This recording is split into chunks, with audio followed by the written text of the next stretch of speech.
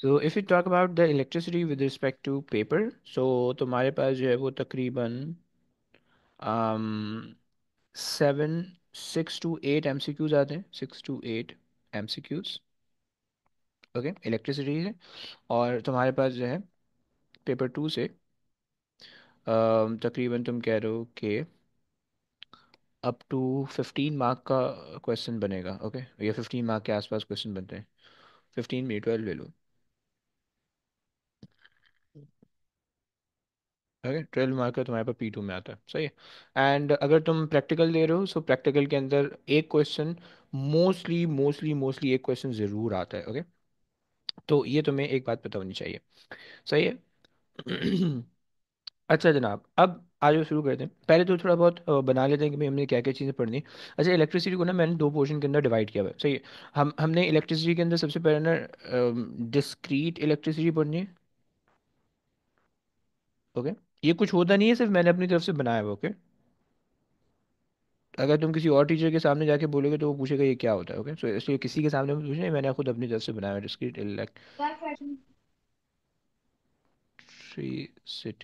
जो मेरा लगाना अबे चार्जर। माइक बंद कर दे इब्राहिम यार। म्यूट कर। ओ सॉरी सर, नहीं पता था मुझे। अच्छा भला म्यूट पे थे तुमने, अनम्यूट किया और फिर तुम बातें शुरू कर दी हैवी। अच्छा। अच्छा सर वो अक्सर वो जो माउस का बटन वो म्यूट के ऊपर होता है ना, तो दब गया होगा गलती से। अच्छा ऐसा। ये तो खतरनाक बहन सिर्फ तुम्हारी है जो पता चल जाता है कि भाई ये इब्राहिम। अच्छा, सो फाइन, डिस्क्रीट इलेक्ट्रिसिटी एक चीज, and then DC circuits. Okay, DC circuits. Okay, ये दो चीजें हमने पढ़नी होती हैं, सही है। डिस्क्रीट इलेक्ट्रिसिटी के अंदर हमने बेसिकली ये करना है कि हमारे पास जो है ना, हमने हर हर कंपोनेंट को अलग अलग देना है, हर हर चीज़ों को अलग अलग देखना है। ओके, एंड उसके बाद जो सर्किट्स हैं उसके अंदर हमने उन सब चीज़ों को मिला के देखना है, सही है। सो ये हमने दो चीज़ें पढ़नी है, सही है। सो पहले हमारे पास जो है ना वो यूनिट्स आएंगे, क्वांटिटीज़ वगैरह आएंगी, और हमने उन चीज़ों को समझना है, फिर उसके बाद जो है वो हम आगे जाएंगे, सही है। अच्छा, सो अगर हम इसकी क्वांटिटीज़ के अंदर बात करें, तो हमारे पास जो है हम जो चीज़ पढ़ने लगे हैं उसके अंदर हमारे पास आएगा चार्जेस आते हैं, सही है। चार्जेस, सही है। करंट, सही है। एंड देन वोल्टेज, सही है। And then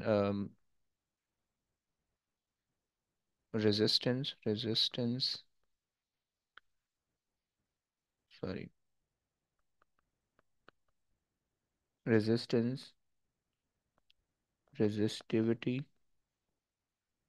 okay, and number density,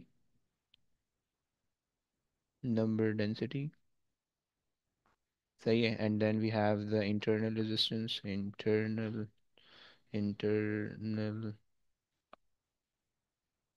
resistance. Okay, and then we have the power. Okay. So ये हमने कुछ क्वांटिटीज़ हैं जो कि हमने इसके अंदर पढ़नी है, राइट। इंटरनल रेजिस्टेंस और पावर बिल्कुल एंड में आएंगी, सही है। बाकी सारी चीज़ें हमें डिस्क्रीट इलेक्ट्रिसिटी के अंदर सब चीज़ें हमने देखनी है। एंड देन हमारे पास डीसी सर्किट्स स्टार्ट होंगे, सही है। और डीसी सर्किट्स के अंदर जो है ना वो हमने कंपोनेंट्स देखने होंगे, टाइप ऑफ द सर्किट देखनी होंगी, और ये सब चीज़ें देखनी होंगी, राइट। सो डीसी सर्किट्स के अंदर यानी ये बेसिकली जो ऊपर वाला पोर्शन है, this is belong to discrete electricity. Okay, and this is belong to DC circuits, सही है। और डीसी सर्किट्स के अंदर जो है वो हमने सर्किट समझना है, सही है। उसके बाद हमने सर्किट लॉज देखने हैं, सही है। उसके बाद फिर हमने सर्किट के कंपोनेंट्स देखने हैं, सर्किट कंपोनेंट्स, सर्किट कंपोनेंट्स, सही है। उसके बाद हमने पावर सप्लाईज देखनी है, पावर सप्लाई देखनी है, सही है। And then we have to discuss क्या डिस्कस करना है, type of the circuits, type of the circuits, right. And हमने ग्राफ्स देखने हैं। सही हो गया। सो ये हमने कुछ थोड़ा बहुत पढ़ना है इन तमाम चीज़ों के अंदर। सही हो गया। अच्छा जी, आ जाओ डिस्क्रीट इलेक्ट्रिसिटी शुरू करते हैं। मुजम्मिल खैर तो इतना लेट आ रहा है भाई। सर अभी गया है। अरे यार, तेरे जितने गम है ना यार। अच्छा जी, फाइन। भाई कॉपी पेंसिल लेके बैठा सिर्फ सुन रहा है भाई। मुजम्मिल थोड़ा लिख लियो भाई। देख नई चीज़ है, नई चीज़ है, थोड़ा सा लिख लेना प्लीज़। सही है। अच्छा, let's start with the charges, okay. Sir ये कौन सा चैप्टर है? इलेक्ट्रिसिटी। और बेटा इसको लिख लेना बैठ के, ये काम का है, सही है ना। तुम अगर सिर्फ इलेक्ट्रिसिटी पढ़ के चले आओ ना, कुछ भी नहीं आता हो तुम्हें, तुम्हारा डी बन जाएगा। सिर्फ इलेक्ट्रिसिटी पढ़ के चले आओ बस। तुम्हें कुछ भी नहीं आता हो ना, तुम पूरा पेपर बिल्कुल सफ़ेद खाली छोड़ के आओ, तुम्हारा डी बन जाएगा, ओके। तुम पास हो जाओगे सुकून से। अच्छा जी, आ जाओ चार्ज से स्टार्ट करते हैं। सो अच्छा, चार्ज के बारे में ना हम हमारा ये ईमान है कि भाई चार्ज जो है वो हमारे पास फंडामेंटल कैरेक्टरिस्टिक होती है बॉडी की। जैसे मास होता है ना, उसी तरह से हमारे पास चार्ज भी होता है, ओके। यानी आपके पास किसी भी कोई भी बॉडी होगी, उसके अंदर कोई ना कोई आपके पास जो है ना चार्ज स्टोर हो सकता होगा, राइट। कभी कभार वो न्यूट्रल हो सकता है, कभी कभार पॉजिटिव होगा, कभी कभार नेगेटिव होगा, राइट। तो ये आपके पास जो है ना तीन स्टेट्स होती हैं चार्ज की, राइट। तो हम ये कहते हैं कि it is basically the fundamental characteristic of the body, okay. ये आपके पास हो गया, सही है। एंड चार्ज का जो यूनिट होता है वो हमारे पास होता है कूलम्स। सही है, represented by capital C. And जो ये है ये स्केलर क्वांटिटी, ओके। प्लीज़ इसको वेक्टर मत कहना, इसमें प्लस माइनस दोनों होते हैं, बट इसको वेक्टर मत कहना, scalar quantity, okay. Now charge basically हमारे पास दो टाइप के होते हैं। तुम्हें ये बात पता है कि भाई चार्ज हम जो है ना, चार्ज हम ले रहे होते हैं, पॉजिटिव भी हमारे पास हो सकता है, सही है। चार्ज कैन बी पॉजिटिव और charge can be negative, okay. Charge can be negative, right. But positive charge के नॉट फ्लो अगर तो वो आयन नहीं है तो, राइट। तुम लोग को पता है ना आयन क्या होता है, तुम लोग सारे कंप्यूटर वाले तो नहीं हो। Can not flow. अब यार कोई कुछ बोल ही नहीं रहा, मैं सो जाऊंगा यार। Can not flow until it is the ion, okay, और कैन आयन। सही हो गया। और नेगेटिव चार्ज होगा तो इलेक्ट्रॉन होगा वो भी फ्लो करेगा, एनाइन होगा वो भी फ्लो करेगा, सही है। अच्छा जी। अच्छा, तुम बोलोगे कि भाई पौधे जो कैटाइन होता है वो भी तो सेल्फ चार्ज ही होता है, लेकिन वो पूरा कंपाउंड होता है, राइट। जैसे पॉजिटिव चार्ज से अगर तुम सिर्फ प्रोटॉन को जहन में लाओ तो प्रोटॉन वो हमारे पास जो है वो मूव नहीं होते, राइट। सो और सिमिलरली यहाँ पे अगर आपके पास जो नेगेटिव चार्ज है, so they can flow, okay, they can flow and they are mainly responsible for the current, okay. So they can flow, right. ये बात हो गई आपके पास। अच्छा, अब हमारे पास जो है ये जो चार्जेस होते हैं ना, इनके चार्जेस से रिलेटेड कुछ थोड़ी बहुत चीज़ें हैं हमारे पास जो कि आपको पता होनी चाहिए, राइट। और वो चीज़ ये है कि सबसे पहली चीज़ तो ये कि चार्जेस हमेशा कंजर्व होते हैं, ओके। हम ये कहते हैं कि भाई law of conservation of charge, रट्टा लगा लो इसका अभी, सही है। ऑल दो पेपर टू में कभी भी नहीं आता, पेपर वन में एमसीक्यू में कभी कभार तुम्हें तंग कर देते हैं इससे, okay. So law of conservation of charge says charge charges remain conserved, man,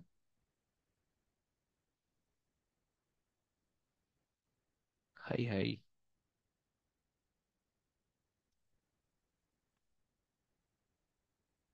conserve in a closed circuit, okay.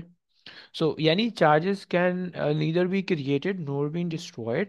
तुम अगर अगर तुम सर्किट के अंदर चलो ना, तो सर्किट के अंदर अगर तुम्हारे पास ज़्यादा इलेक्ट्रिसिटी है, ज़्यादा तुमने एनर्जी दे दी है, तो उससे चार्ज ख़त्म नहीं हो जाएगा। Okay.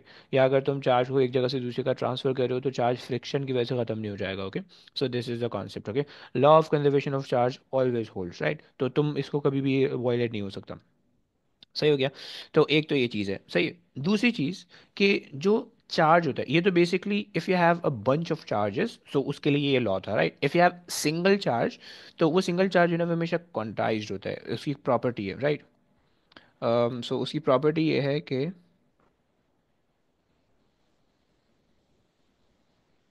Charge remain quantized. Okay. Quantized बोले तो चार्ज एग्जिस्ट करता है डिस्क्रीट फॉर्म में। ओके। क्वांटाइज्ड मीनिंग कि it exist in discrete form. अच्छा जी, डिस्क्रीट का क्या मतलब हुआ? डिस्क्रीट बोलते हैं इंडिविजुअल। ओके। इंडिविजुअल। ओके। क्या मतलब लेट्स से तुम्हारे पास एक चार्ज हो सकता है, तुम्हारे पास वन चार्ज हो सकता है, तुम्हारे पास दो चार्जेस हो सकते हैं, तुम्हारे पास तीन चार्जेस हो सकते हैं, तुम्हारे पास चार चार्जेस हो सकते हैं। But you can not have डेढ़ चार्ज, पौने दो चार्ज, सवा तीन चार्ज, साढ़े चार, ऐसा कुछ नहीं होगा। Okay. Right? It can not exist in the fractions. Okay. Fraction में नहीं करता है, सिर्फ और सिर्फ होल नंबर के अंदर करता है, पॉजिटिव इंटीजर्स के अंदर। ओके। कि चार्जेस आपके पास ये तो वन होगा, टू होगा, थ्री होगा, फोर होगा, एंड सो ऑन। ओके। तो ये आपके पास जो है, this is the meaning of quantized. Okay. And ये हमेशा ये चार्ज की कैरेक्टरिस्टिक है। Okay. So you can not expect 1.5 C to be a charge. Okay. बोलो साहब, क्या बोल रहे हो?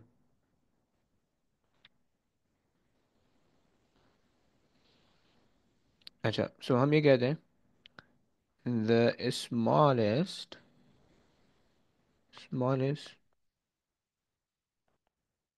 possible existing charge is 1.602 exponent negative 19 coulombs. Okay, this is the smallest possible charge that can ever be existed. Okay, ये paper में value given होती है, तुम फर्स्ट पेज पे जाके देख सकते हो। ओके। एंड ये 1.6 होती है, 2SF के अंदर हम लिखते हैं, तो 02 की ज़रूरत नहीं पड़ती है। ओके। सो 02 को हम टेप कर देते हैं, 02 को हम टेप कर देते हैं, ये लो। ओके। सो अगर तो तुम चाहो तो तुम ला भी सकते हो, एंड अगर ना चाहो तो तुम्हारी मर्जी है। Okay fine. तो ये हमारे पास है। अच्छा, अगर मैं तुमसे पूछूं, this is the smallest unit of charge. Okay. तुम ये नहीं कह सकते कि सर अभी तो आपने बोला कि चार्ज वन टू थ्री में एग्जिस्ट नहीं एग्जिस्ट करेगा, पॉइंट्स में एग्जिस्ट नहीं करेगा, यहाँ पे तो 1.6 आ गया। Okay. So basically this is the value of the charge, this is the smallest unit of the charge. Okay. Now but अगर अब लेट्स से ये आपके पास स्मॉलेस्ट यूनिट है, तो सेकंड स्मॉलेस्ट यूनिट क्या होगा? Second smallest unit should be two times of that value. Okay. Two times of 1.6 exponent negative 19। Okay. So that would be 3.2 exponent negative 19। Okay. लेकिन इनके बीच 1.6 से 3.2 के बीच में जितने पॉसिबल नंबर हैं, वो चार्जेस नहीं बन सकते हैं। Okay. If you are getting 2.5 exponent negative 19 as your charge, so this is not possible. Okay. ऐसा नहीं हो सकता है। फाइन। अच्छा जी, ये हमारे पास हो गया। अब सर ये एक अम, दफा रिपीट कर देंगे, कौन सी वाली ये बात वाला भाई? पार्ट, ये जो अभी पिछली बात की है। पिछली बात की? अच्छा, देखो मैंने ये बताया। देखो चलो मैं तुमसे पूछता हूँ। अगर मुझे this is the smallest possible charge, okay, जो हमने फर्स्ट वाली की है, this is the smallest possible charge जो कि एग्जिस्ट करता है। Okay. And second smallest charge, second possibility of the charge is just one. Okay. अगर मुबीन मैं आपसे पूछूं कि भाई थर्ड पॉसिबिलिटी क्या है, थर्ड पॉसिबिलिटी क्या है, तो आप क्या बोलोगे? Just need to multiply by three. सही है, जो स्मॉलेस्ट यूनिट है उसको आपने थ्री से मल्टीप्लाई करना है, right? So you'll get 4.8 exponent negative 19। Okay. But अब इनके बीच में जो भी वैल्यूज आ रही हैं, राइट, अब लेट्स से 3.2 के बीच में, लेट्स से 3.5 अगर आपके पास है, exponent -19, right? So this value can not be a possibility for a charge, okay? ये ऐसा नहीं हो सकता, ओके? और तुम्हारे पास लेट्स से अगर 3 पॉइंट, लेट्स से 4.0 ले लो, 4.0 exponent -19, this is not possible, okay? क्योंकि ये चार्ज एग्जिस्ट नहीं कर सकता, क्योंकि अगर तुम इसको डिवाइड बाय दिस वैल्यू करोगे, if you divide that by this value you won't get the whole number, okay? करके देख लो प्लीज, करके देख लो। कैलकुलेटर वाले बंदे बैठे साथ, जरा इसकी वैल्यू बता दो। सर ये 1.6 इंटू 10 to the power -19 की वैल्यू मतलब ये क्या बताती है हमें? अभी बताते हैं आपको। एक मिनट दे दो भाई, मुझे एक मिनट दे दो, एक मिनट प्लीज। बल्कि पहले ये बता दो इसकी वैल्यू, लेमी सी अगर मैं निकाल सकता हूँ। नहीं यार, ये नहीं बता रहा, पहले ये बता सर दो। 5/2। 5/2, 2.5, 2.5 कूलम, ओके। जी। अच्छा देखो, सीन ये था कि भाई साइंटिस्ट को ये पता चला कि भाई देर आर नेगेटिव चार्जेस जो कि एग्जिस्ट करते हैं। पहले पॉजिटिव चार्ज का पता चला, बाद में नेगेटिव चार्ज का पता चला, ओके? राफी ज़रा प्लीज़ सुनना। सही है, पहले पॉजिटिव चार्जेस का पता चला, बाद में नेगेटिव चार्जेस का पता चला, ओके? तो अब उनको ये पता चलाना था what is the least possible negative charge और लीस्ट पॉसिबल चार्ज, इधर पॉजिटिव और नेगेटिव दोनों चलेगा। What is the least possible charge that a body can withhold, okay? कि जो किसी बॉडी पे आ सकता है, राइट? लीस्ट पॉसिबल चार्ज, सही है। तो उन्होंने डिफरेंट एक्सपेरिमेंट किए, राइट? जो एक मशहूर एक्सपेरिमेंट है that is Millikan oil drop experiment, पहले A2 में था सिलेबस में बट अब निकल गया, राइट? सो मिलिकन ऑयल ड्रॉप एक्सपेरिमेंट के अंदर उन्होंने बहुत सारे जो है ना, मतलब वो ऑयल के पार्टिकल लेते हैं और उनको जो है ना स्प्रे करते हैं। तो फ्रिक्शन की वजह से, तुम लोग ने पढ़ा होगा ओ लेवल्स के अंदर कि फ्रिक्शन की वजह से जो है ना वो चार्जेस बॉडी के ऊपर आ जाते हैं, राइट? अभी जैसे सर्दी है तो तुम सुबह कंबल से उठते हो, तो जब तुम्हारी कंबल तुम्हारे बॉडी के साथ या कपड़ों के साथ वो होती है, रब होती है, तो तुम चार्ज हो जाते हो। अगर किसी मेटल सरफेस को हाथ लगाते हो तो स्पार्क होता है, सही। सो उन्होंने भी इसी तरह से जो है ना स्मॉलेस्ट पॉसिबल चार्ज क्रिएट करने की कोशिश की, सही है, किसी भी बॉडी पे। तो साइंटिस्ट को ये पता चला कि you can only create this much small charge on any surface or on any body, right? Which is 1.6 exponent -19, okay? So this is actually the value of the elementary charge or the smallest possible charge, right? जो कि किसी पे भी हो सकता है, सही है? समझ पा रहे हो भाई, समझ पा रहे हो राफी, समझ पा रहे हो? प्लीज बताओ। जी सर अभी तक आ रहा है। आ रहा है, ओके? सो इसको हम ये कहते हैं कि भाई it is elementary elementary charge, okay?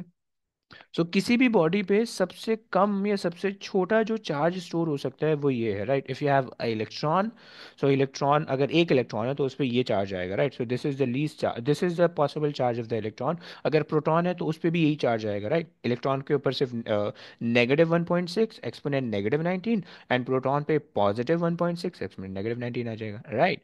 सो बस ये डिफरेंस है, okay? So this is the least possible charge. अगर तुम्हारे पास अल्फा पार्टिकल पे 2+ का चार्ज होता है, जिसका मतलब है you just need to multiply it by 2 to get the charge for alpha particle, right? क्या ये बात समझ पा रहे हो, क्या ये बात समझ पा रहे हो? जी sir. Perfect, perfect, okay. So अच्छा, मुबीन, क्या तुम्हें ये बात भी समझ में आ गई है कि ये 2.5 चार्ज क्यों नहीं हो सकता? क्योंकि वो एग्जैक्ट वैल्यू नहीं दे रहा है, क्वांटाइज नहीं आ रहा है। यस मुबीन? जी सर, आ गई। आगे आगे सब आगे, ओके फाइन। सो हमने ये देख लिया कि भाई हमारे पास अगर स्मॉलेस्ट पॉसिबल चार्ज जो बॉडी पे स्टोर हो सकता है वो ये है, राइट? एंड इसको अगर आप मल्टीप्लाई करो इंटीजर वैल्यू से, राइट, तो आपके पास जो है इसके और पॉसिबल चार्जेस आ जाएंगे, राइट? लेकिन उनके बिटवीन जो भी वैल्यूज होगी, जैसे आपके पास 3.2 और इसके बिटवीन में 3.2 और 4.8 के बिटवीन में जो भी वैल्यूज हैं they are not possible, okay? ये बात हमने कर ली, सही। एक और बात, इफ आई से कि भाई मेरे पास जो है I have 1 coulomb of charge, 1 coulomb of charge store on a body, okay? तो अगर मैं तुमसे पूछूं कि भाई 1 coulomb ऑफ चार्ज को किसी भी बॉडी पे स्टोर करने के लिए how many electrons do you want, तो तुम क्या बोलोगे? Can somebody calculate? Anybody, anybody? कोई कर सकता है? If you want if you want to make 1 coulomb of charge out of these small units of charge, मतलब लाइक तुम इसको कंबाइन करना शुरू करो, जैसे 100 है ना, 100, तो तुम क्या करते हो, you combine 1 1 1 100 time to get 100, okay.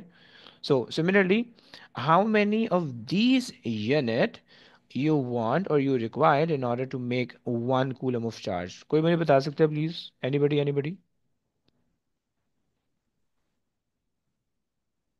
कर लो यार, तुक्का लगा लो, कोई भी लगा ले तुक्का यार प्लीज.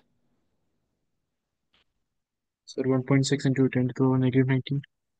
है ब्रो, 1 coulomb ऑफ चार्ज, इसकी वैल्यू थोड़ी होगी. सर क्या हम्म.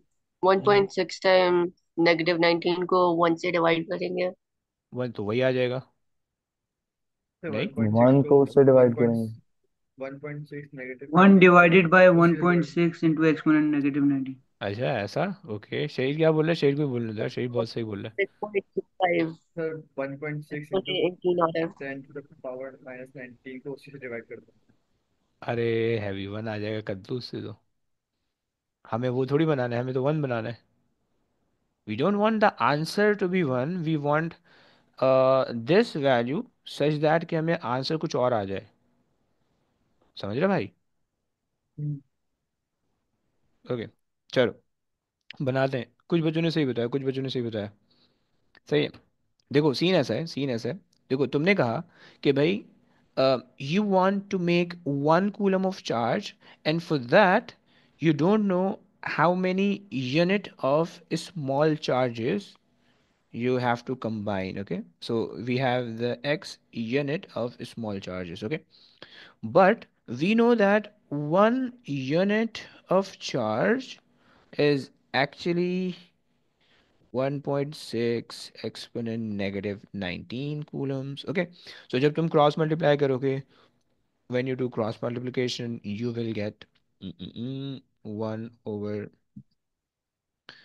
1.6 exponent negative 19 is equals to x. So आपके पास आ जाएगा 6.25 exponent 18 coulombs, okay, or exponent 18 units, okay.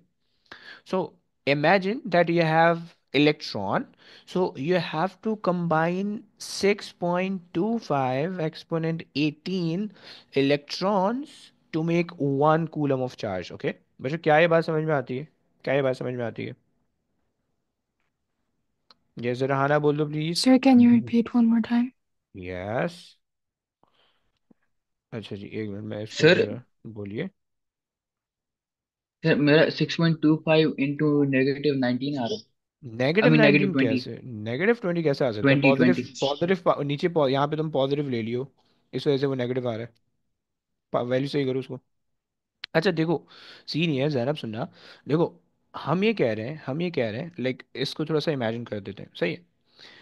Let's imagine that we have the sphere, okay.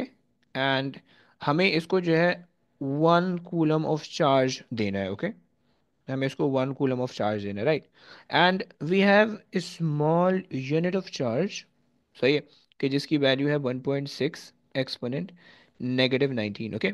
So my question was कि तुम्हें इस जैसे कितने यूनिट चाहिए, अगर मैं इसको ले लूँ, तुम्हें इस जैसे कितने यूनिट चाहिए कि जो तुम इस बॉडी के अंदर रखो, सही है, ताकि तुम्हारा जो चार्ज है वो 1 coulomb बन जाए, लाइक दिस, राइट. अगर तुम इस तरह से कितने चार्ज जो है वो तुम्हें चाहिए होंगे कि जो तुम्हारे पास जो है वो इसको 1 coulomb बना दें, राइट. सो अब तुम रखते चले जाओ, राइट, तो तुम्हारे पास जो है ये वैल्यू.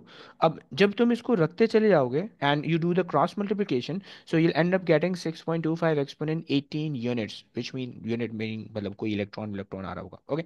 सो यहाँ से आपको ये पता चल जाएगा कि you required 6.25 number of electrons when you combine all those electron together. तो आपके पास जो है 1 coulomb of charge बन जाएगा, ओके. क्या ये बात समझ में आई? क्या ये बात समझ में आई? यस. जैनब जी। आ गई सबको आ गई, फाइन. मुजम्मिल भाई समझ रहे हैं ना? मुजम्मिल, मुजम्मिल प्लीज कुछ बोलो यार. जी जी सर, समझ रहा हूँ. ओके, भाई लिख भी रहा है. जी सर, लिख भी रहा अरे यार बस यार, एंड हो गया ये तो. ओफो। अच्छा जी, अब आगे चलते हैं। सही हो गया। सो ये बात तुम्हें समझ में आ गई कि भाई हम 1 कूलम ऑफ चार्ज कैसे निकाल सकते हैं और हम उसमें कितने रिक्वायर्ड होंगे। अब तुम्हें अगर 1 कूलम के बजाय कोई और वैल्यू दी हुई है, 3 कूलम दिया हुआ है, 5 कूलम दिया हुआ है, you can do the cross multiplication और तुम्हारे पास वैल्यू आ जाएगी। ओके, तो तुम उससे उससे निकाल सकते हो। सही हो गया। चलो आगे चलते हैं। सो चार्जेस की तो हमारे पास कहानी खत्म हो गई है, राइट। अब दूसरी चीज़ हमारे पास आती है करंट। ओके, चार्जेस हमने देख लिया। चार्जेस से रिलेटेड और कोई भी चीज़ नहीं है हमारे पास। करंट आ जाती है, करंट को देखते हैं, आ जाओ। अच्छा, किसी की जहन में करंट से रिलेटेड कोई आइडिया? Anybody anybody?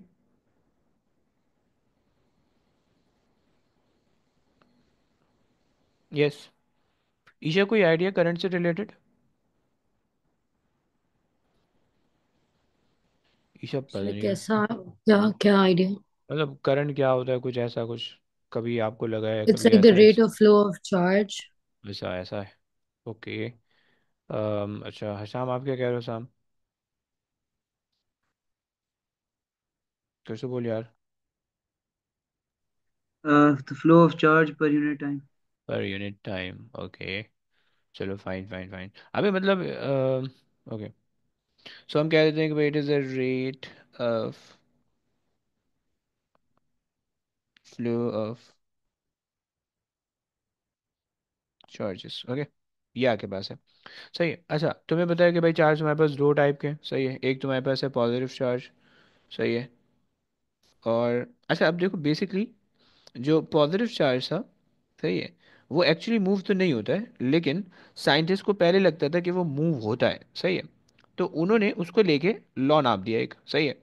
और अब मसला ये है कि भाई जब वो चूंकि मूव नहीं होता, सही है, तो वो पहले तो ये समझते भाई मूव होता है, तो उन्होंने उसको लेके पूरा करंट और सारे लॉ, बहुत सारे लॉज बन गए, राइट। लेकिन बाद में जब इलेक्ट्रॉन के बारे में पता चला, तो दूसरी चीज़ हमारे पास एक और आ गई कि भाई हम पहले ये समझते थे कि भाई करंट जो है वो पॉजिटिव चार्जेस बेसिकली करंट होते हैं, लेकिन बाद में पता चले कि इलेक्ट्रॉन्स करंट होते हैं, राइट। तो अब दो नाम हो गए अलग अलग। इसको हम कहते हैं पॉजिटिव चार्ज को हम कहते हैं conventional current, conventional current, right. मतलब एक कन्वेंशन बना हुआ है, राइट, एक्चुअली में करंट नहीं होता है, राइट। और नेगेटिव चार्ज को हम कहते हैं modern current. Okay, modern current, सही। अच्छा, अब तुम कन्वेंशनल करंट को लेके काम करो या मॉडर्न करंट को, यानी पॉजिटिव चार्ज कंसीडर करो या नेगेटिव चार्ज को कंसीडर करो, इस चैप्टर के अंदर कोई फर्क नहीं पड़ने वाला है। ओके, तो तुम किसी को भी लेके कंसीडर कर लोगे, हाँ बस डायरेक्शन थोड़ी सी डिफरेंट होगी, बट उससे कोई फर्क नहीं पड़ेगा। अगर तुम्हें थोड़ा सा बेसिक सेंस है, तुम्हारा काम बन जाएगा। ओके, लेकिन दूसरे जो चैप्टर्स हैं, दूसरे जो चैप्टर्स होंगे जैसे मैग्नेटिज्म खास तौर पर, तो उसके अंदर जो है वो तुम्हें ये प्रॉब्लम होगी। सही हो गया।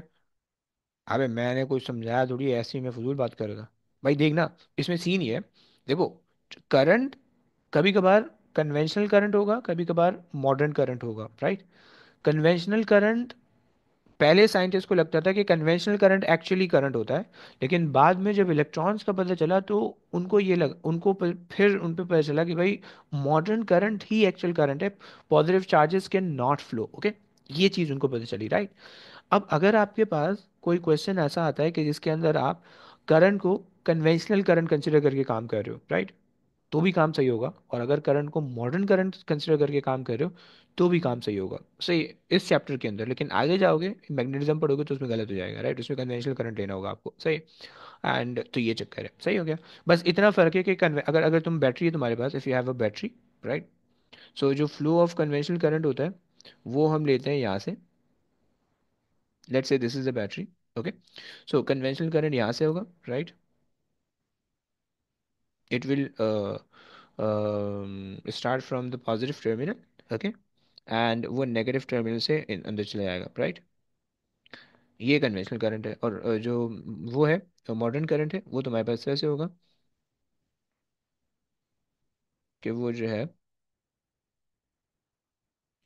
अच्छा जनाब ये आ गया, एंड वो तुम्हारे पास जो है ना यहाँ से निकलेगा नेगेटिव से, और वो पॉजिटिव में एंटर हो जाएगा। बस ये फ़र्क है। Okay, this is the directional difference, इसके अलावा कुछ भी नहीं है, सही है। अच्छा जी, आगे चलते हैं। इब्राहिम समझ में आ गया? इब्राहिम प्लीज़ आना, बोलो। ओके, यूनिट हमारे पास होता है करंट का ampere, represented by capital A. And capital A ampere और एरिया दोनों के लिए इस्तेमाल होता है। सही है। सो स्केलर क्वांटिटी है क्योंकि बेस यूनिट होता है। सही है, स्केलर क्वांटिटी। और अगर फार्मूला तुम देखो, सो फार्मूला तुम्हारे पास होता है Q is equals to I T. Okay, और तुम अगर आई की फॉर्म में बनाओ तो Q ओवर टी बन जाएगा, राइट। तो ये तुम्हारे पास फार्मूला होता है। सही है। अच्छा, बट प्लीज़ तुम्हें याद रखना है कि यहाँ पे तुम्हारे पास टाइम सेकंड के अंदर होना चाहिए, राइट। टाइम बहुत दफ़ा मिनट के अंदर दिया होगा, you have to be very careful. Okay, should be in seconds. Okay, now अब यहाँ से आगे एक तीसरी चीज़ हमने डिस्कस करनी है, and that is the number density. Okay, so ये दो चीज़ें हमारी हो गई हैं, राइट। करंट हमने देख लिया, चार्जेस हमने देख लिए, सही है। सो अब अगर हम एक सिनेरियो ज्यूम करें, सही है। लेट्स से कि भाई आई हैव वन पॉइंट, सही है। एंड मेरे पास इस पॉइंट पे जो भी, लेट्स से मैंने ना एक मेटल का पीस था, मैंने उस मेटल के पीस को कट आउट कर लिया, सही है। और मैंने जब उस मेटल के पीस को कट आउट किया तो मैं ये देखना चाह रहा हूँ कि इस मेटल के पीस में टोटल कितने नंबर ऑफ इलेक्ट्रॉन्स होंगे, टोटल कितने नंबर ऑफ चार्जेस होंगे, मैंने ये देखना है। ओके, तो उसके लिए मुझे क्या करना पड़ेगा, उसके लिए मुझे ये करना पड़ेगा कि भाई मेरे पास, अच्छा, हर मेटल के अंदर जो है ना, मतलब लेट्स से मैं कह देता हूँ कि भाई एन इलेक्ट्रॉन हमारे पास है, एन चार्जेस है, सही है। सो एन जो है ना वो हमारे पास चार्ज कैरियर है। ओके, सो हर मटेरियल के अंदर we have some sort of charge carrier जो कि चार्ज लेके चल रहे होते हैं, right. They are basically in the form of electron, okay, and positive ions, वो इस तरह से जो है ना चार्ज कैरियर होते हैं सही, जो कि कंडक्टिविटी में, कंडक्शन के अंदर हेल्प करते हैं। ओके, इसकी वैल्यू 1 2 3 4 है। इसका ये मतलब है कि भाई you have one charge carrier, you have two charge carrier, you have three charge carrier and so on. Okay, मैं इस अभी समझाने के लिए ले रहा हूँ। ओके, सो अब लेट्स से इसके अंदर है N charge carrier. Okay, N की वैल्यू भी तुम अज्यूम कर लो, लेट्स से 20 है, 20 अज्यूम कर लो, अज्यूम कर लो, आसानी के लिए समझाने के लिए बोल रहा हूँ, सही, 20 है। सही है। So if I want you to find the total number of charge, तुम क्या करोगे फॉर टोटल चार्ज? यस, अगर तुम्हारे पास वही चार्ज, 20। वही 20। Okay, fine, very good, very good. So तुमने कहा कि अच्छा, चार्ज कैरियर थोड़ा सा डिफरेंस है ब्रो, थोड़ा सा डिफरेंस है। अगर हमने कहा कि भाई टोटल चार्ज जो है वो हमारे पास होगा एन, सही है, जो कि चार्ज कैरियर है, राइट। और उस चार्ज कैरियर को अगर मैं मल्टीप्लाई कर दूं उसकी वैल्यू से जो कि उसके अंदर है, राइट, क्यू से, क्योंकि एक चार्ज जो है वो हमने अभी पढ़ा कि 1.6 एक्सपोनेंट नेगेटिव 19 है। समझ रहे ना भाई, हसाम, समझ रहे ना, प्लीज बताओ। जी जी। परफेक्ट, सही हो गया, ये हमारे पास आ गया टोटल चार्ज, राइट। सही है, ये एक केस हो गया अब अगर मैं इसी को खींच के लंबी सी वायर बना दूं, ओके, लेट्स से मैंने जो है ना इसको एक लंबा सा वायर बना दिया। ओके, सर उधर हम 20 मल्टीप्लाई बाय क्यू करेंगे। हाँ जी, हाँ जी, हाँ जी, समझ रहे क्यों क्यों करेंगे? नहीं सर, वो नहीं समझा। देखो, हमारे पास 20 चार्ज कैरियर है, ओके, और एक जो स्मॉल चार्ज था, हमें पता है कि one small charge can carry 1.6 exponent negative 19, right. क्योंकि अगर मेटेलिक बॉडी है तो उसके अंदर फ्री डीलोकलाइज इलेक्ट्रॉन ही होते हैं, राइट। और उनकी हर इलेक्ट्रॉन के अंदर यही चार्ज वैल्यू होती है, राइट, समझ रहे हो ना भाई? यस, जी सर। बस ये कहानी है, सही। अब let's say we have wire, okay, एक सिलेंड्रिकल वायर है, सही है। और इसकी लेंथ, ये चलो थोड़ा सा बड़ा बना लेता हूँ ताकि मैं जो है ना इसके अंदर ये चीज़ मार्क कर सकूँ।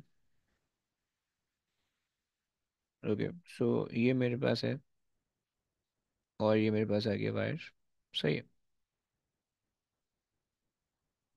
ओके, अबे यार, अच्छा, इसका कोई क्रॉस सेक्शन एरिया है, इसकी लेंथ है हमारे पास, सही है, इसकी लेंथ है हमारे पास, इसका क्रॉस सेक्शन एरिया है, सही है, ए, क्रॉस सेक्शन एरिया ए है, राइट।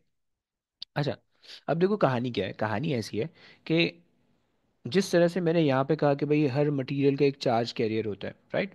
हर मटेरियल की एक स्पेसिफिक वैल्यू होती है जिसको हम कहते हैं यस यस भाई, हर मटेरियल की एक स्पेसिफिक वैल्यू होती है जिसको हम कहते हैं चार्ज कैरियर, राइट।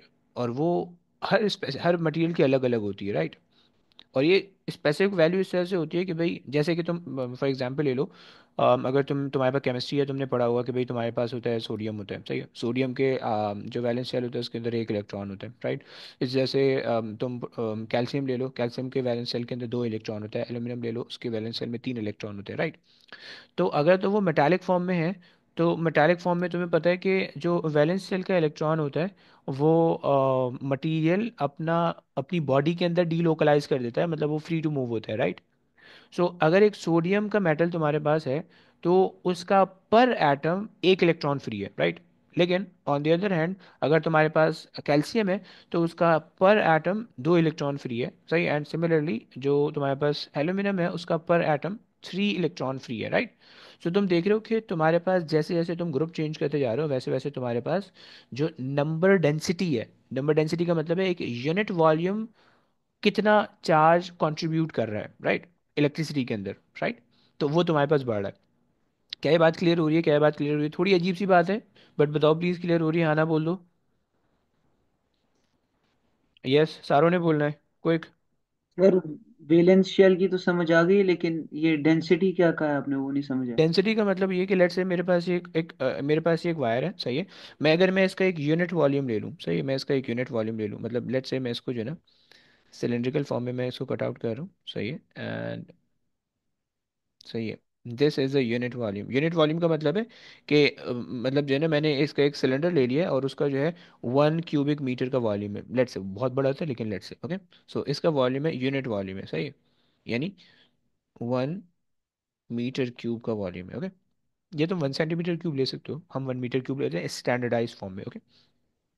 अभी जो इसका 1 मीटर क्यूब का जो वॉल्यूम है, ये वॉल्यूम कितने चार्जेस को कितने चार्जेस कंट्रीब्यूट करेगा कंडक्शन के अंदर, ये हमारे पास है।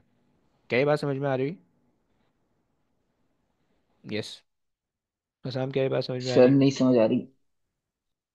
Okay, no issues, no issues, no issues. अच्छा देखो, तुम खाने पे जा रहे हो, तुम लोग, सही है। तुम लोग खाने पे जा रहे हो सारे दोस्त, सही है। और तुम लोग बैठ गए कहीं जगह पे, बैठ गए कहीं खाने, बैठ गए, सही है। तुमने मस्त फोड़ा, सही है, दबा के खाया, और बिल आ गया, सही है। अब तुमने कहा कि भाई तुम सब एक दूसरे की शक्लें देख रहे हो, तुमने कहा भाई कंट्रीब्यूट करते हैं, सही है। किसी ने 100 रुपये कंट्रीब्यूट कर दिए, किसी ने 150 रुपये कंट्रीब्यूट कर दिए, किसी ने 500 रुपये कंट्रीब्यूट कर दिए, सही है, क्योंकि तुम ठेले पे खाने गए थे, फाइन। अच्छा, तो तुमने हर बंदे ने अपने हिसाब से डिफरेंट कंट्रीब्यूट किया, राइट, अपनी कैपेसिटी के हिसाब से, राइट। जब तुम जो है ना एक एक आउटिंग पे गए, right. Similarly if you have the metal or if you have the conductor, और तुम उस कंडक्टर के अंदर ये देखना चाहो कि भाई इसकी कंडक्टिविटी कितनी है, इसकी कंडक्टिव कैपेसिटी कितनी है, कि वो अपने एक यूनिट वॉल्यूम के अंदर से कितने इलेक्ट्रॉन्स को अलाउ करेगा कि वो इलेक्ट्रिसिटी के अंदर कंट्रीब्यूट करें, तो वो ये बताते हैं, एन जो है वो आपको ये बताता है, ओके। क्या ये बात अब समझ में आ रही है? थोड़ी थोड़ी। Yes Ibrahim. N is basically, हम इसको सिंपली हम इसको नाम देते हैं number density of free electrons, okay. ये हम इसको नाम देते हैं, राइट। यानी एक कोई भी एक एलिमेंट ले लो, कोई भी एक मटेरियल ले लो, तो इसका एक यूनिट वॉल्यूम कितने इलेक्ट्रॉन्स कंट्रीब्यूट करेगा इलेक्ट्रिसिटी के अंदर, बस। This is the simple concept, okay. सही हो गया। अब आ जाओ इसको रिलेट करते हैं। इसका यूनिट होता है, इसका यूनिट भी याद रख लो। इसका यूनिट, क्योंकि नंबर डेंसिटी है, ऊपर यूनिट है, उस ऊपर से वैल्यू है, नीचे डेंसिटी के लिए वॉल्यूम है। सो इसका जो यूनिट होता है वो हमेशा पर मीटर क्यूब होता है, ओके। नाउ, और ये स्केलर क्वांटिटी होती है, ओके, स्केलर क्वांटिटी, राइट। अच्छा, अब अगर तुम यहाँ पे, अब लेट से मेरे पास ये एक वायर है, सही है, मैं इसको मिटा रहा हूँ, सही है। मेरे पास एक वायर, ये वायर है मेरे पास, ओके, मेरे पास ये वायर है। इस वायर के अंदर से अगर मैं तुमसे पूछूं टोटल नंबर ऑफ चार्ज कितने जा रहे होंगे, तुम क्या बोलोगे? प्रोवाइडेड दैट इसके अंदर इसकी जो नंबर डेंसिटी है वो n है, सही है, इसकी नंबर डेंसिटी n है, राइट। यानी इसमें से एक यूनिट वॉल्यूम जो है वो n के नंबर ऑफ चार्जेस कंट्रीब्यूट करे। जैसे यहाँ पे हमने 20 लिया था, अब लेट्स से इसकी इसकी कोई वैल्यू होगी, let's say 5 exponent 13, right. Per unit volume से इतने चार्जेस जो है वो इसके इलेक्ट्रिसिटी जो है ना, इलेक्ट्रिसिटी को कंडक्ट कराने में हेल्प कर रहे हैं, right. This is the concept, right. तो अब इसके लिए अगर मैं इक्वेशन लिखूंगा तो क्या बनेगा? Total charge Q, total charge Q जो भी इसके इसके इससे थ्रू होंगे is basically equal to N times A which is the cross sectional area times L, ताकि मेरे पास पूरा वॉल्यूम आ जाए, राइट, इनटू क्यू। ओके, क्या ये बात समझ में आई?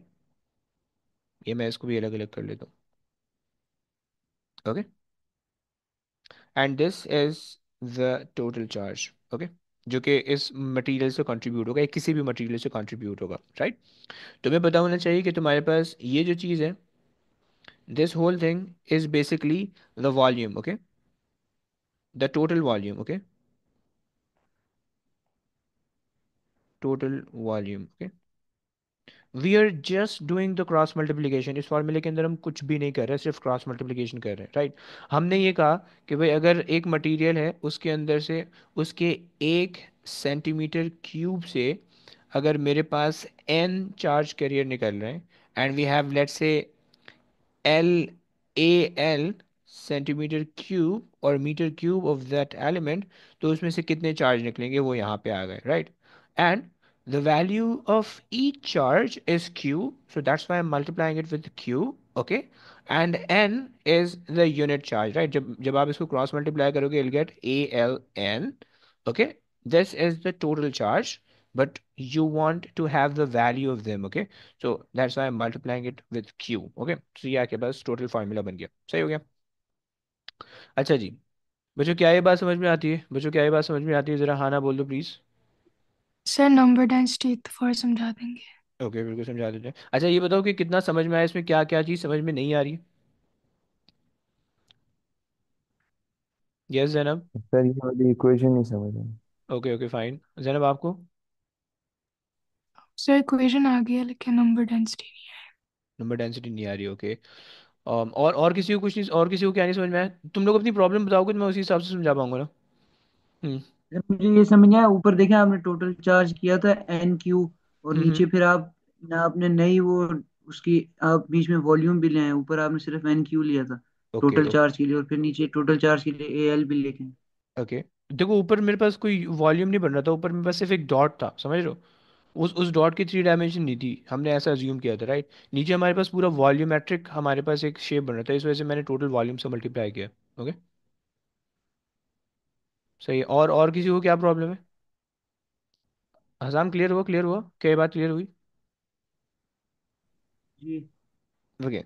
अच्छा, और मुबीन तुम क्या कह रहे थे, क्या प्रॉब्लम है? इक्वेशन समझ में नहीं आई? जी सर ये नीचे वाली। अच्छा जी, आ जाओ। तो सबसे पहले तो आपको ये पता होना चाहिए कि number density of the free electrons क्या है, सही है। तो अब लेट्स से मेरे पास जो है, एक मिनट, मैं जो हूँ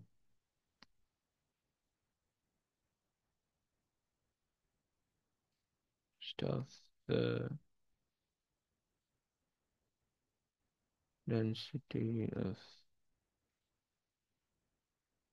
इलेक्ट्रॉन फॉर मटेरियल, सही। मैं ज़रा देखूँ कि इसकी क्या क्या वैल्यूज है, उससे तुम्हें बताता हूँ।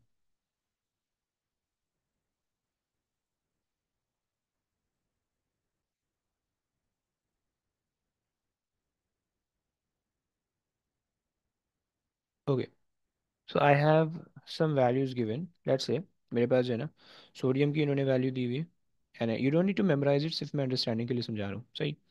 सोडियम की इन्होंने वैल्यू दी हुई है,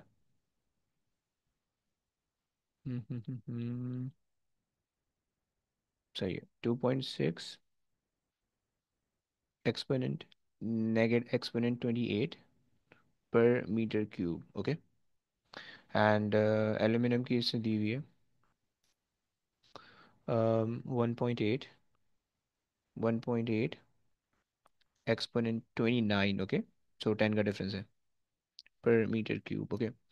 इसी तरह से अगर मैं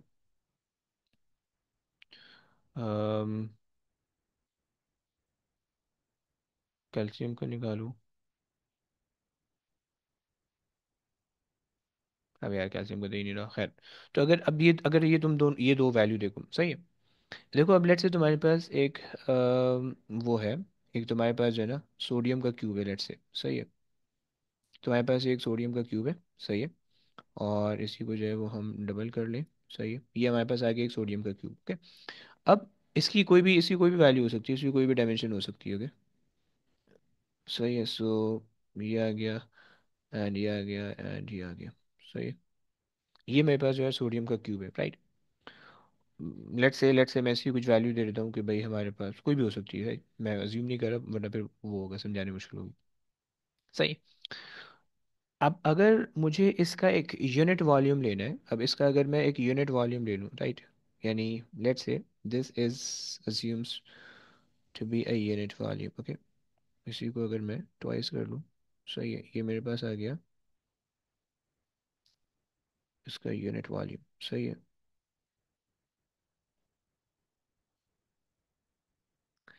अब अगर मैं इस यूनिट वॉल्यूम के अंदर से, यानी इसके जो यूनिट वॉल्यूम है इसको यहाँ पे एडजस्ट कर दूँ, सही है। सो ये जो पूरा क्यूब है, इस क्यूब के अंदर जो ब्लैक वाला क्यूब है, अज्यूम कर लो कि वो एक यूनिट वॉल्यूम है। यूनिट वॉल्यूम का मतलब है कि भाई उसकी तीनों साइड बराबर है, right. 1 metre 1 metre 1 metre, okay. So जब मल्टीप्लाई करोगे 1 मीटर क्यूब आएगा, राइट। तो उस मटेरियल का जो 1 मीटर क्यूब का जो वॉल्यूम है, वो आपके इलेक्ट्रिसिटी में कितने इलेक्ट्रॉन्स कंट्रीब्यूट कर रहे हैं, ओके। बस ये कॉन्सेप्ट है। क्या ये कॉन्सेप्ट समझ में आता है जैनब? क्या ये कॉन्सेप्ट समझ में आता है? जनाब प्लीज़ कुछ बोलो। यस, थोड़ा बहुत, थोड़ा बहुत। थोड़ा बहुत। क्या क्या नहीं समझ में आया? सर जो आपने अभी कहा है वो दोबारा बोल सकते हैं? देखो मैंने कहा कि मेरे पास ये एक बड़ा सा मटेरियल है, सही है। अच्छा लेट्स से, चलो मैं आसानी के लिए समझाने और कोई एग्जांपल दे देता हूँ। अगर मेरे पास जो है ना मेरे पास कोई मटेरियल है, उसके उसके जो है ना 10 मीटर क्यूब के अंदर, 10 मीटर क्यूब के अंदर जो है ना वो जो चार्जेस जो कंट्रीब्यूट कर रहा है वो लेट्स से 1000 चार्जेस है, ओके। 1000 चार्जेस है, सही। अगर मैं आपसे बोलूं कि वो 1 मीटर क्यूब से कितना कंट्रीब्यूट करेगा, जनाब आप क्या करोगी?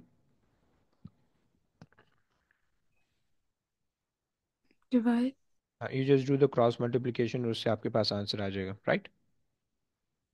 लेकिन वो बताएगा क्या? वो बताएगा ये कि वो जो एक एक यूनिट है, जो एक यूनिट वॉल्यूम है, उसमें से कितनी कितनी वैल्यू आ रही है, राइट। और यहाँ पे भी यही चीज़ आपको बताई जा रही है, राइट। यहाँ पे भी यही चीज़ आपको पता चल रही है, ओके। क्या ये बात समझ में आई जैनब? क्या ये बात समझ में आई? जी। Okay fine. अच्छा, बहुत ज़्यादा डिटेल में समझने की ज़रूरत नहीं, बहुत ज़्यादा डिटेल में रिक्वायर्ड भी नहीं है। तुम्हें इतना पता होना चाहिए कि किसी भी सब्सटेंस के एक यूनिट वॉल्यूम में से कितना चार्ज कंट्रीब्यूट हो रहा है, राइट। अच्छा जी, अब आ जाओ इसकी इक्वेशन पे आ जाओ। या बे यार। अच्छा अगर आप इसकी इक्वेशन देखो, सही है। अब आपको पता है कि भाई अगर मुझे टोटल चार्ज निकालना है, मुबीन सुन रहे हैं ना? अगर मुझे टोटल चार्ज निकालना है, सही है। किसी भी ऑब्जेक्ट पे टोटल चार्ज निकालना है, तो अगर तो उस ऑब्जेक्ट पे एक इलेक्ट्रॉन स्टोर है, राइट। मेरे लेट से एक बॉडी है मेरे पास, उस बॉडी में मेरे पास सिर्फ एक ही इलेक्ट्रॉन स्टोर है, राइट। एक इलेक्ट्रॉन है और कुछ भी नहीं है। मुबीन उस पर टोटल चार्ज कितना होगा? मुबीन ज़रा प्लीज़ बोलियो यार। 1.6 exponent negative okay 90। Okay okay fine, मैं ई ले सकता हूँ, ई, या क्यू ले सकता हूँ, Q. Let's say Q representing that value, okay. Okay. अच्छा, बोलते रहो, कंट्रीब्यूशन चाहिए। अच्छा, ये मेरे पास हो गई एक चीज़।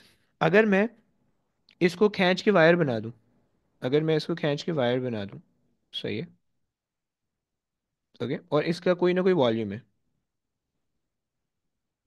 सही है, इसका कोई ना कोई वॉल्यूम है, सही है। मैंने इसको खींच के वायर बना दिया, और इसका मेरे पास जो है वो कोई ना कोई वॉल्यूम आ रहा है, ओके।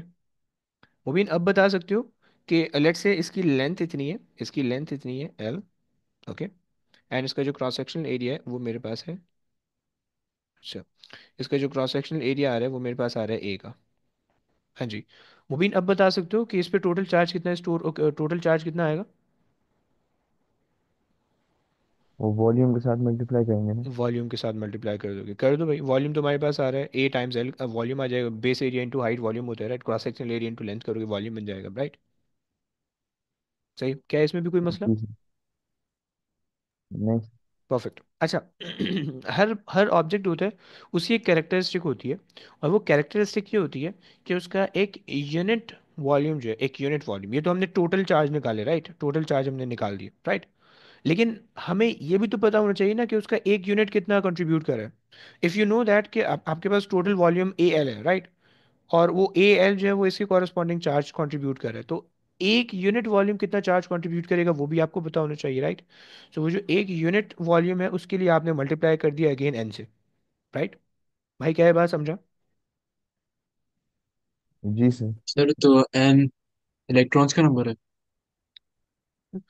एन वो नंबर है जो कि कोई भी material number of electrons contribute कर रहा है right, basically number of electrons है राइट। ओके, समझ रहे भाई, काफी समझ रहे हो? जी जी। जी समझ परफेक्ट परफेक्ट, सही है। अब देखो, डिफरेंट मटेरियल है, सोडियम तुम्हारे पास, सोडियम इतने नंबर ऑफ इलेक्ट्रॉन दे सकता है अपने एक यूनिट वॉल्यूम से, एक यूनिट वॉल्यूम से। Okay, so if you have a L volume, so just आप उसको मल्टीप्लाई करोगे with the value of charge, you will get the whole volume. Okay, and aluminium उसी हिसाब से दे रहा है, ज़्यादा दे रहा है राइट। सो ये आपके पास चीज़ें हो गई, सही। अच्छा जी, आ जाओ आगे चलते हैं। ये तो हमने इक्वेशन एक इक्वेशन समझी। अगर मैंने इसको बनाना है, सर बोलिए बोलिए। क्यू की वैल्यू फिक्स होगी ना छोटे वाली क्यू की हर हमेशा फिक्स होने सिचुएशन लगी में? है, हाँ जी हाँ जी, ये हमेशा फिक्स होगी। That is 1.6 exponent -19। Okay, always. और हमने कहा है कि n stands for number density yes या number of electrons। यस, सही हो गया। ब्रो बस करने लगे हैं, दो ओके मिनट दे दो। अच्छा जी, परफेक्ट। आखिरी चीज़, आखिरी चीज़। अच्छा, अगर मुझे इस इक्वेशन को, ये जो मैंने मेरे पास चार्ज की इक्वेशन आई, अगर मुझे इसको करंट की इक्वेशन बनाना है, कोई बता सकता है कि कैसे बनाऊंगा? प्रोवाइडेड दैट तुम्हें फॉर्मूला पता है Q is equal to I T का, मुझे करंट बनाना है, कोई मुझे बता सकते हैं कि मैं इसको कैसे करंट बनाऊंगा? सर क्यू एन की ए इक्वेशन एल बाई टाइम हो जाएगी। क्योंकि क्या एन क्या दो, into A L into Q by time.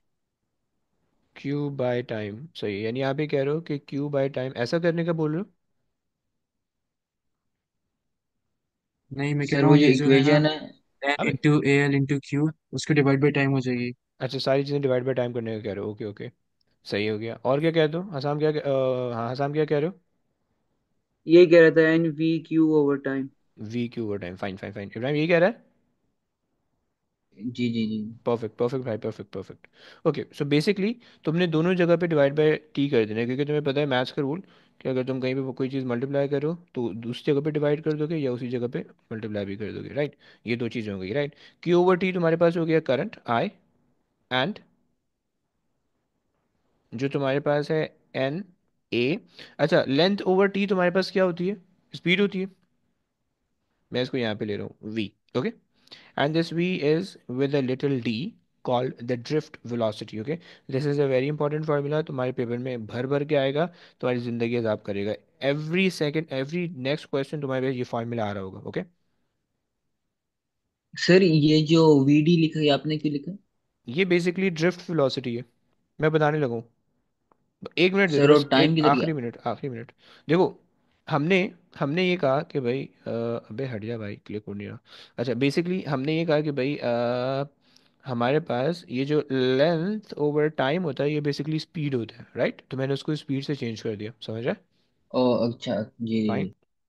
And ये जो हमारे पास वी डी है, अच्छा प्लीज़ प्लीज़ एक चीज़ ध्यान में रखना कि जो ए है ना, ये क्रॉस सेक्शनल एरिया होने वाला है, यानी पाई डी पाई आर स्क्वायर होगा हमेशा। ओके, पाई आर स्क्वायर, सही, क्योंकि cross sectional area, please keep in mind, गलती मत करना राइट। और कभी कभार वो डायमीटर से भी रिलेट कर देता है, तो अगर डायमीटर से रिलेट कर रहा है सो पाई डी स्क्वायर ओवर फोर तुम कर दोगे राइट, ओवर फोर, क्योंकि डी अपॉन टू तुम्हारे पास रेडियस होता है राइट, एंड जब तुम स्क्वायर करोगे तो डी स्क्वायर ओवर फोर हो जाएगा राइट। ये हम स्प्रिंग्स के अंदर पढ़ चुके हैं।